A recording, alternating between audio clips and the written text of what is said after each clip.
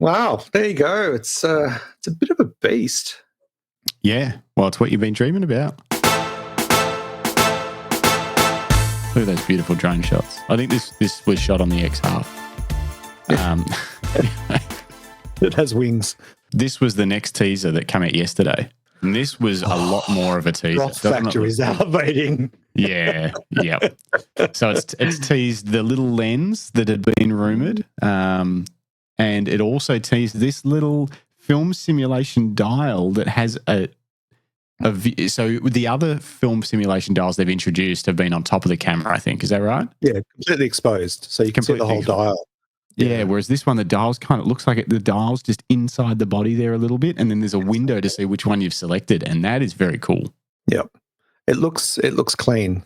And it's also a throwback to film cameras because you'd have that little window that would tell you what number what number slide you're up to in your film. Yes. What frame you were up to. So Rashid Attar, I don't know if I'm pronouncing that right, but hey Rashid, thanks for joining us. Have you heard a rumor about XT6, XT60? No. I haven't, but I mean the XT5 is getting long in the tooth. When did that come out? Just at the end of 22. And the thing with the XT5 is that I think it was the first one where they pushed that 40 megapixel sensor, the IBIS, and the X Processor 5 Trinity. And they've kind of landed that fairly well, and are looking to use that in more cameras. We saw the same processor in the X-Half even, because why build a whole new sensor when you've already got them done? The XT50 had the same, didn't have the same sensor, but it had the same processor. The GFX 100S2 had the same processor. What sensor is in the X Pro 3? The X Pro 3, I'm pretty sure it's the 26 megapixel, the same that's in my XE4. Right. Do you reckon you could really see them rolling out the 40 megapixel sensor that was debuted in 2022 in the XT5? Do you reckon they could roll that out into a new generation X Pro 4 without it being kind of outdated? Do you think? Yeah, absolutely. Yeah, and so then it would be like whatever camera we're going to see today, highly likely that it's going to have that generation sensor.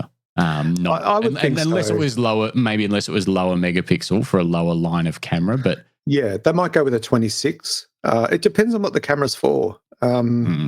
What market, because they're sticking to their 40 megapixel APS-C CMOS 5 sensor, X-Trans 5 sensor.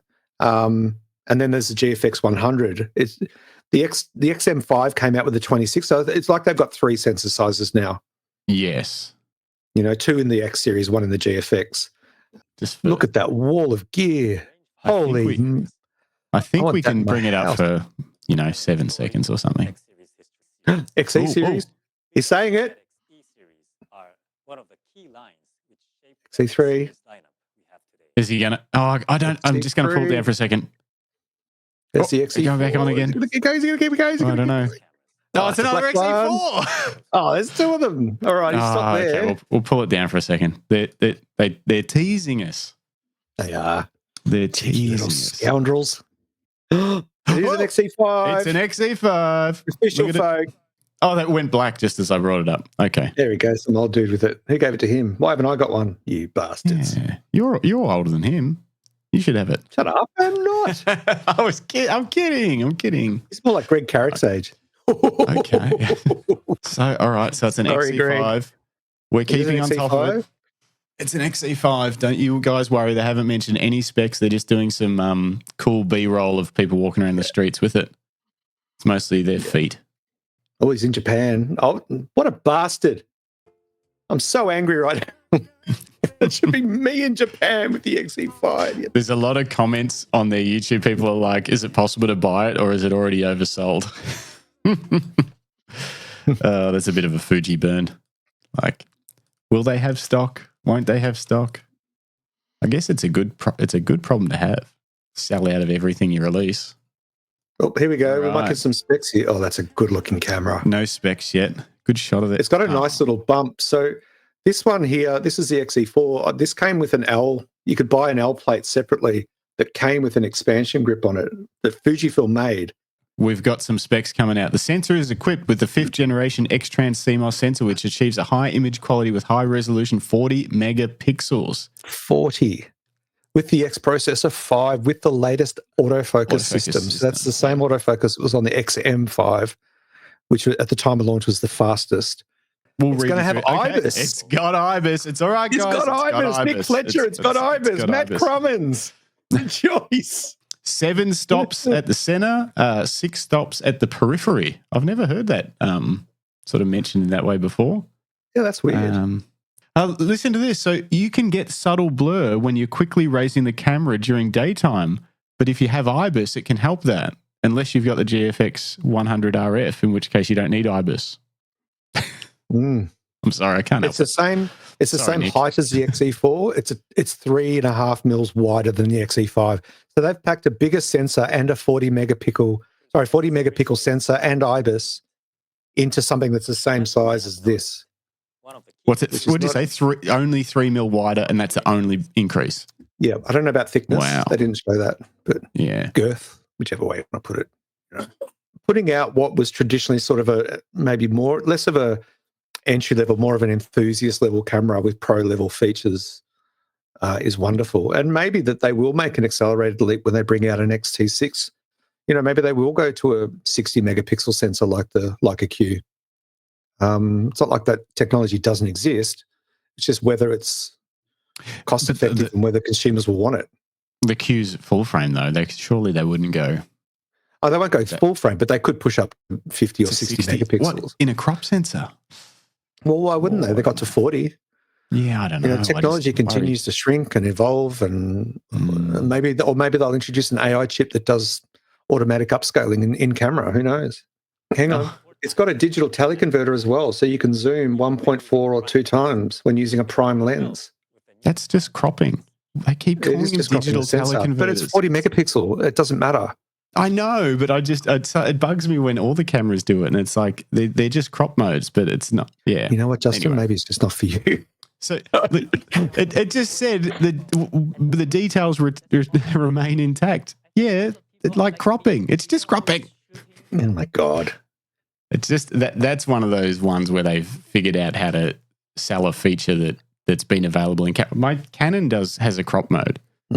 It's just called crop mode. They should have called it digital teleconverter. They could have sold way more Canon. Right. Interesting. All right, so we had a watch party and we haven't learned a lot. I mean, we learned what camera it was, but we didn't learn everything. So you know all that amazing work that I do for Lucky Straps and the Camera Life? I think it's time to discuss a pay rise. What? I'm gonna need it. Oh, I was like, well, hang on, what for? Yeah, why are we doing this live on television? Yeah, okay. Yeah, you need the whole kit. You want the camera and the lens. That's your ideally, yeah. Assuming it is what it is when it gets tested. If that conversion is the same, because the prices are often different.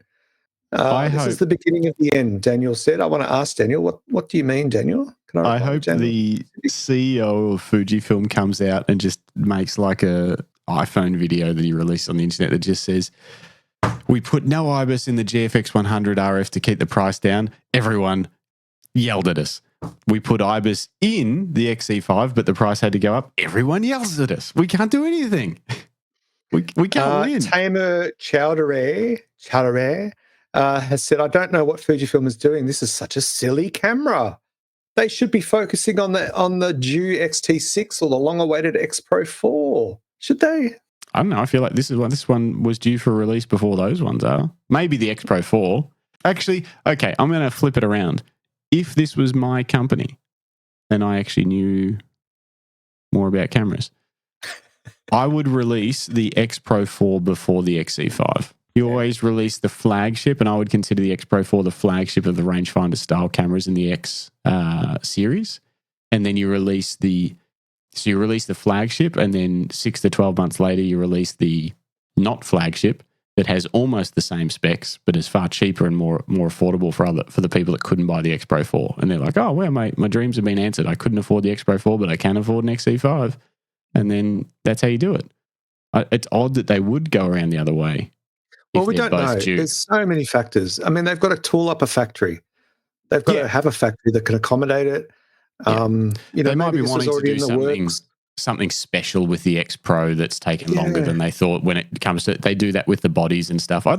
Honestly, I'm probably getting in trouble for this. I'd love to see the X Pro be close to $5,000, but be amazing. Yeah, like a Leica. So this XE5 really fits that more affordable category, which is still not that affordable. Like, it's still getting up there in a camera price, but it's the XE5 is the camera for people that want a high performing camera, but aren't too fussed about the blinginess of whatever they could make the X Pro for. That's how I would try and do it. Yeah. An X Pro 4 is Fujifilm's kind of answer to Leica. It's a statement piece. They're built like, and I often say this about how, you could hammer in nails with this camera. You couldn't with a Canon, but you can with Fujifilms. But putting that aside, please. The X Pros, like the X Pro 3 or the X Pro 2 one, even, like you could build a house with them. Like they're just rock solid, and people are still rocking them. They just keep going. The X Pro is a professional grade rangefinder camera from Fujifilm. The XE is an enthusiast level version. It doesn't have dual card slots. It doesn't have weather sealing. It doesn't have an optical hybrid EVF.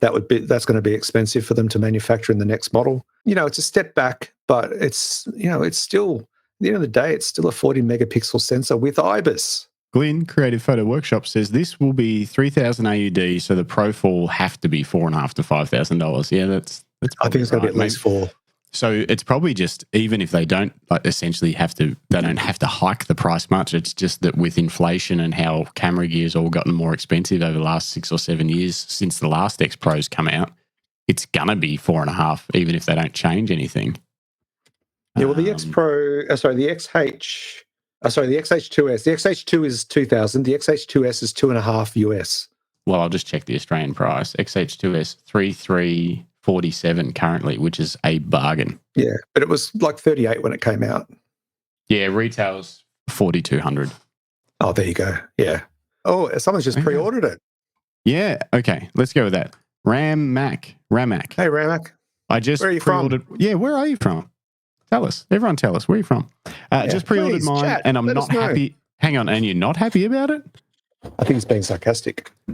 Worst case scenario, I'll keep the lens for my XE2 and sell the body right. Yep. So what aren't you happy? What were you hoping for? And why did you pre-order it if you're not stoked? I think he was being sarcastic. I'm excited for the new camera, but not happy about the price. What was the price over there with the so what was the price in the US with the lens? Tell us that. Ramac says the price in the US for the kit was $2,093.65 after state sales tax, which is pretty good. So what does that what does that work out to? 3,221 Australian dollar dues. But look, I think we're going to call it for tonight. This is our second podcast today, so I'm kind of pooped. Yeah, I'm tired too. We'll see you all again on Monday. Thanks for joining us. Yeah. Thanks everybody. DigiFrog Dave. We'll see you guys in the next one. Bye. Now I've got to find somewhere to pre-order it.